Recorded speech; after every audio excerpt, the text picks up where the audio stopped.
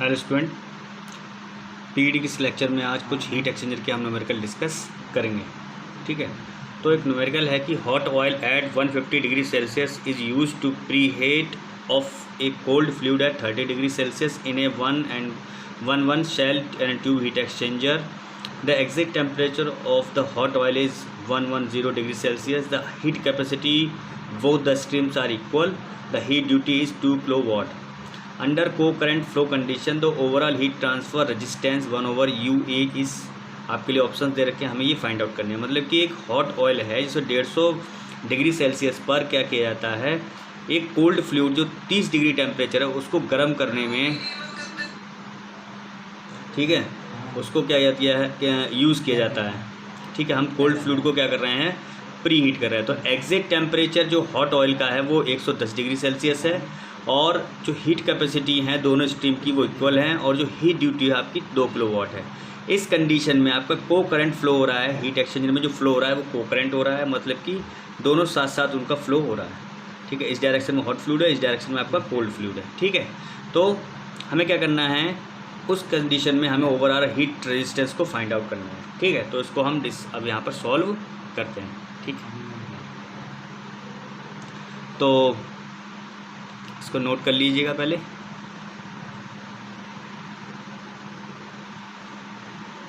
ठीक, अब इसको सॉल्व करते हैं। तो हमारे पास क्या है, यहाँ पर एक आपके पास इसका सॉल्यूशन करते हैं हम। ठीक, तो ये आपके पास यहाँ पर क्या है, को करंट फ्लो हो रहा है। आपका क्या हो रहा है, को करंट फ्लो हो रहा है। ये आपका क्या है, हीट एक्सचेंजर है। तो हीट एक्सचेंजर में आपने क्या किया, हॉट फ्लूइड डाला, इसका फ्लो रेट m/Cp1 है। 30 डिग्री सेल्सियस पर आपका क्या है, यहाँ पर कोल्ड फ्लूइड आपका एंटर हो रहा है। ठीक, और जो आपका हॉट फ्लूइड है उसका फ्लो रेट m/Cp2 हो गया, ये मास फ्लो रेट, और हीट कैपेसिटी 150 डिग्री सेल्सियस पर आपका ये एंटर हो रहा है। सही है, और आपका यहाँ से जो फ्लूइड निकल रहा है हॉट फ्लूइड, उसका टेम्परेचर 110 डिग्री सेल्सियस है, और यहाँ जो फ्लूइड है उसका टेम्परेचर हमें अभी पता नहीं है। ये आपका को करंट फ्लो हो गया। तो ये को करंट की कंडीशन है, को करंट। ठीक है, तो हमें पता है हीट वैल्यू, इसमें हम क्या करेंगे, Q = mCp डेल्टा T, यहाँ पर इसको यूज़ करेंगे। ठीक है, तो यहाँ से हमारे पास आ जाएगा m1Cp1 T-30 = m2Cp2 150 - 110। ठीक है, तो ये हमारे पास कंडीशन आ गई। यानी कि हमने क्या किया, जो कोल्ड फ्लूइड है उसका टेम्परेचर डिफरेंस लिया, हॉट फ्लूइड उसके टेम्परेचर डिफरेंस लिया। ठीक, यानी ये क्या है आपका, ये Tc2 - Tc1 है, ये आपका है TH1 - TH2, ये जो वैल्यूज़ आएंगी। यानी कोल्ड फ्लूइड का आउटलेट, कोल्ड फ्लूइड का इनलेट, कोल्ड फ्लूइड का हॉट फ्लूइड का इनलेट माइनस हॉट फ्लूइड का आउटलेट। ठीक है, ये आपका यहाँ पर ये चीज़ें हो गई। तो इस प्रॉब्लम के अकॉर्डिंग टू दिस प्रॉब्लम, इस प्रॉब्लम के अकॉर्डिंग क्या है, आपके लिए जो हीट कैपेसिटी हैं वो आपकी mass flow rate, heat capacity दोनों सेम है। तो यानी m1Cp1 = m2Cp2। ठीक है, आप इसको इस तरीके से लिख सकते हैं, m mass flow rate of cold fluid, C heat capacity of cold fluid = mass flow rate of hot fluid, heat capacity of hot fluid. ठीक है, इस तरीके से आप इसको लिख भी सकते हैं। ठीक है, तो यहाँ से अब ये क्वेश्चन में क्या क्या बचा, अब ये क्वेश्चन से हम दोबारा यहाँ पे आ जाएंगे। जब ये दोनों इक्वल हो जाएंगे तो हमारे पास बचेगा, डायरेक्टली लिख सकते हैं यहाँ पर हम Tc2 - 30 = 150 - 110। ठीक है, तो यहाँ से आपके पास जो Tc2 है उसकी वैल्यू आ गई आपके पास 70 डिग्री सेल्सियस। मतलब जो कोल्ड फ्लूइड है उसका आउटलेट का टेम्परेचर आपके पास कितना हो जाएगा, 70 डिग्री सेल्सियस हो जाएगा। ठीक है, तो जो LMTD है, अब ये आपका क्या है, को करंट है। तो को करंट में जब LMTD हम निकालते हैं तो उसका डायग्राम इस तरीके से बनता है।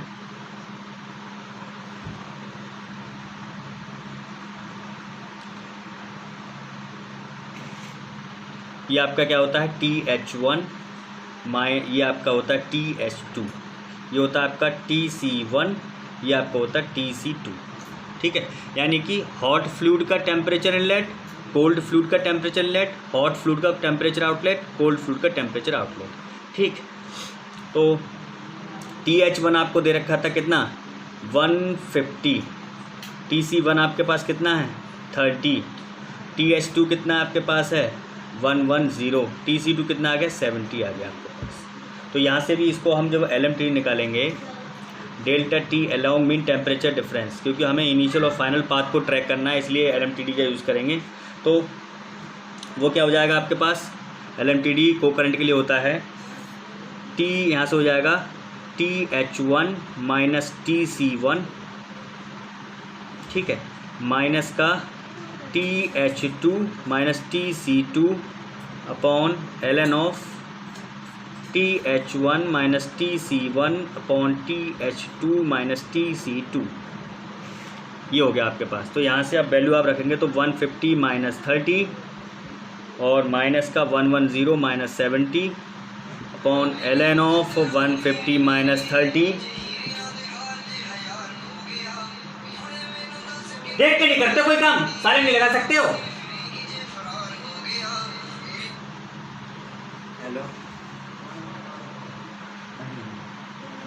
यहाँ से हो गया आपके पास 150 माइनस 30, यहाँ हो जाएगा आपके पास 110 माइनस 30, सॉरी 110 माइनस 70। ठीक है, तो यहाँ से आप जब इसकी LMTD की वैल्यू को निकालेंगे तो आपका जो LMTD आ जाएगा यहाँ से वो आ जाएगा 72.82 डिग्री सेल्सियस।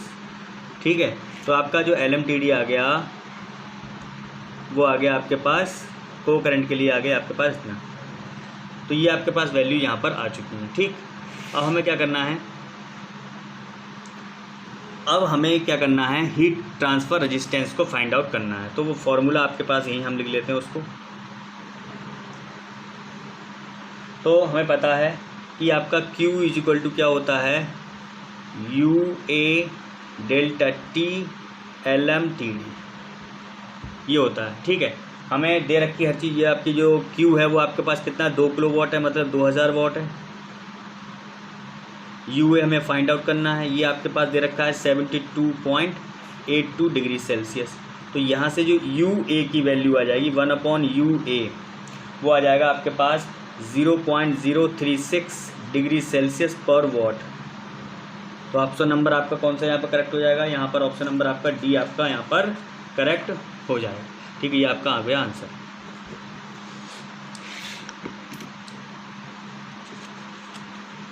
चलिए नेक्स्ट न्यूमेरिकल डिस्कस करते हैं अब। तो न्यूमेरिकल हमारे पास गिवन है वो ये है कि आपका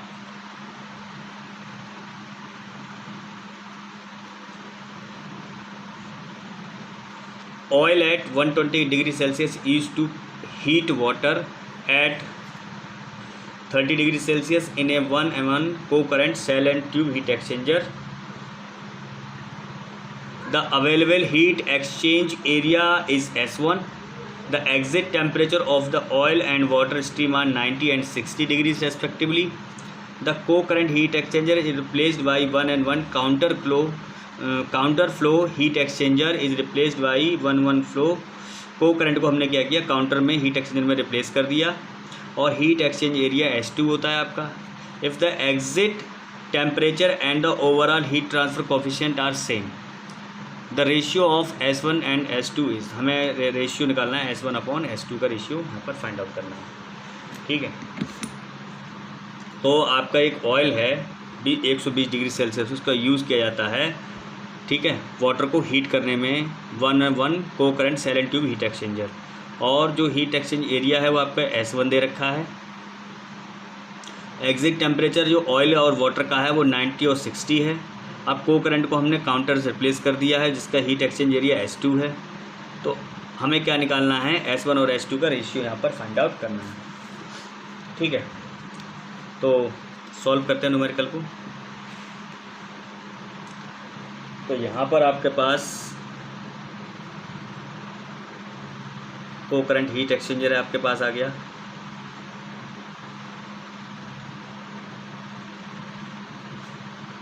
ऑयल आपका एंटर हुआ है 120 डिग्री सेल्सियस TH1 टेम्परेचर पर। ठीक,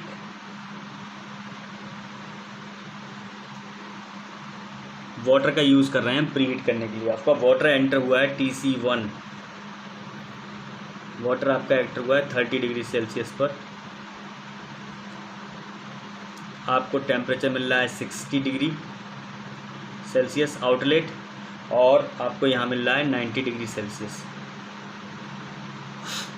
ठीक है, यहाँ पर आपका ये क्या है, ऑयल और वाटर के लिए ये आपका है TH2 है, ये आपका TC2 है। ये आपको चीज़ें यहाँ पर मिल गई। ये आपका को करंट फ्लो है, ये आपका क्या है, को करंट। ठीक है, तो को करंट है तो आपको को करंट का डायग्राम भी पता है। प्रोफाइल, टेम्परेचर प्रोफाइल जब बनाते तो इस तरीके से बनती है।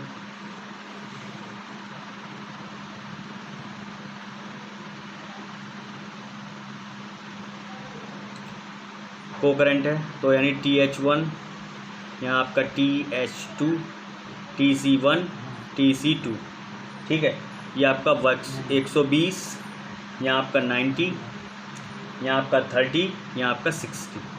ठीक है, तो यहाँ से आपको मिला डेल्टा T1 कितना मिला आपको, यहाँ 90 मिला, यहाँ आपको डेल्टा T1 कितना मिला, 30 मिला।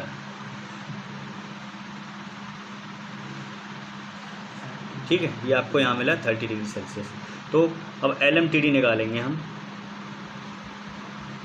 तो LMTD आप डायरेक्टली क्या कर सकते हैं, ये जो डिफरेंस लिया है ये कितना है आपका 90 - 30 अपॉन ln अपॉन 90 अपॉन 30, ऐसे भी कर सकते हैं, वरना आपको वैल्यू लिखनी पड़ेंगी। ये भी इस तरीके से भी हो जाएगा। तो यहाँ हो जाएगा 54.54.16 डिग्री सेल्सियस। ये LMTD 1 आ गया आपके पास। तो Q1 हमारे पास जानते हैं, Q1 क्या होता है, Q1 होता है US, ए की जगह S1 हो जाएगा, डेल्टा T LMTD 1। ठीक है, अब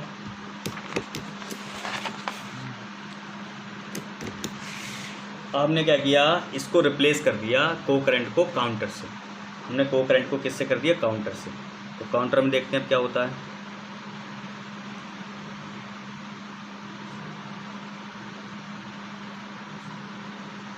ऑयल आपका 120 डिग्री सेल्सियस पर एंटर हुआ, 30 degree Celsius, 60 degree Celsius, 90 degree Celsius.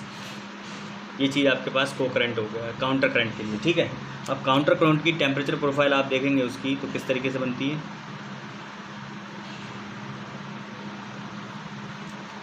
TH1, TH2, यहाँ आएगा TC1, यहाँ आपका TC2। तो इनमें आप देखेंगे तो यहाँ 120 था, यहाँ 90 था, यहाँ आपका 60 था, यहाँ आपका 30 था। तो इन दोनों का टेम्परेचर डिफरेंस कितना आया, यहाँ से ये आया आपका 60, यहाँ से भी आ गया आपका 60। तो आप अब दोनों में जो टेम्परेचर डिफरेंस है, दोनों हॉट एंड कोल्ड फ्लूइड की टेम्परेचर डिफरेंस है वो सेम है, तो इसलिए अर्थमेटिक मीन लेते हैं हम यहाँ से। तो LMTD यानी लॉग अर्थमेटिक मीन आप देखेंगे तो 60 + 60 कितना आ जाएगा आपका 60 डिग्री सेल्सियस। ये अर्थमेटिक मीन हो गया आपका।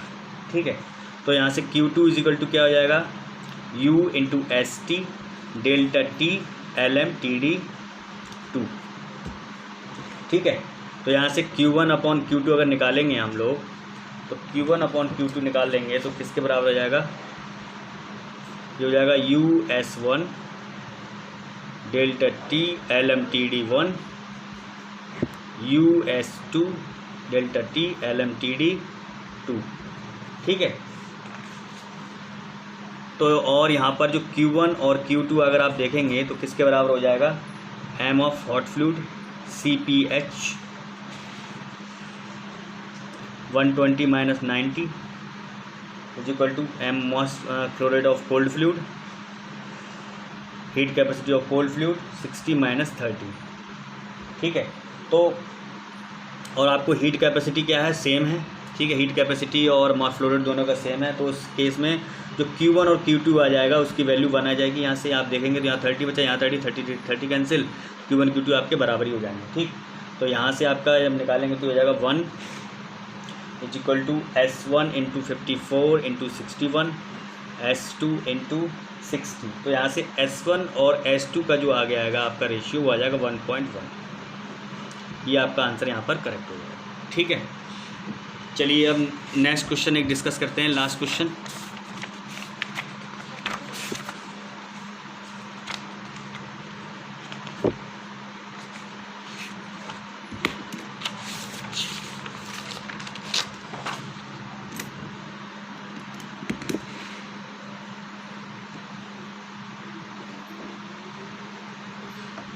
लास्ट क्वेश्चन आपके पास ये रहा।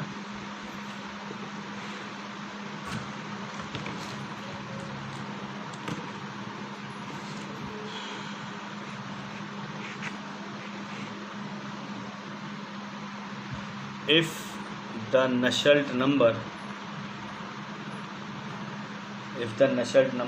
Nu for heat transfer in a pipe varies with Reynolds number H, Reynolds number is proportional to Nusselt number is proportional to R e power 0.8. Then for constant average velocity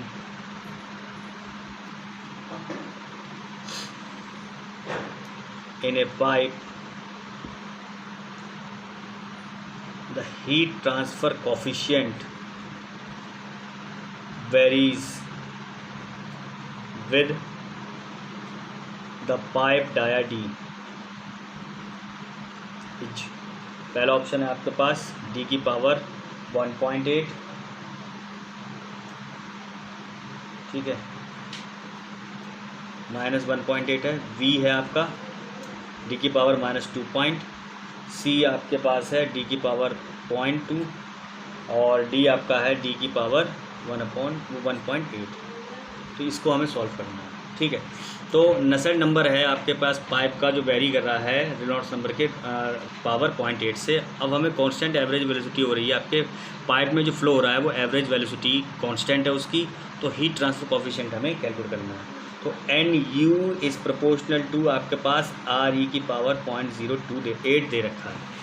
ठीक है, तो Nusselt number क्या होता है pipe के लिए HD/K proportional to ρBD/μ, इसकी power क्या होगी 0.8। ठीक है, मतलब कि यहाँ से क्या हो जाएगा H proportional to K ρB/μ, इसकी पावर 0.8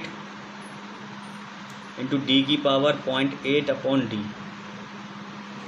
ठीक है, तो यहाँ से जो H हो जाएगा, ये भी सब कांस्टेंट वैल्यू है, पूरी एक कांस्टेंट है ये भी एक, तो यहाँ से H प्रोपोर्शनल टू क्या हो जाएगा D की पावर -0.2।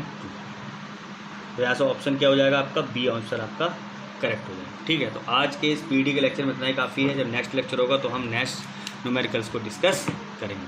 Thank you class.